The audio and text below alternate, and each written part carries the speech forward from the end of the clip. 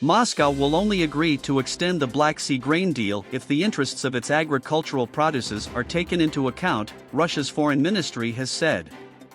Yesterday, it was reported that Ukraine had sent an appeal to the UN in Turkey to start negotiations on extending a grain export, but as of yet had not received a response.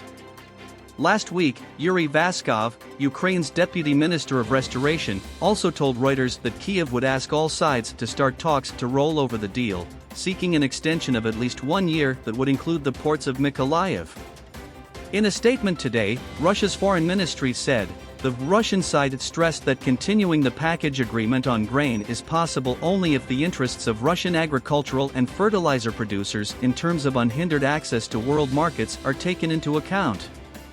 In July, Russia and Ukraine signed a landmark deal allowing grain exports to resume from Black Sea ports after they were blockaded by Vladimir Putin's forces. The deal, which was also signed by the UN and Turkey at the ceremony in Istanbul, raised hopes that an international food crisis aggravated by the Russian invasion could be eased. The agreement was extended in November and will expire on March 18 unless an extension is agreed. During a visit to Uzbekistan on Wednesday, Secretary of State Antony Blinken said that the Biden administration saw zero evidence that President Putin was prepared to engage in serious peace talks. As we reported earlier, both China and Belarus, a close ally of Russia, have called for negotiations to start. To the contrary, the evidence is all in the opposite direction, Mr. Blinken said, according to the New York Times.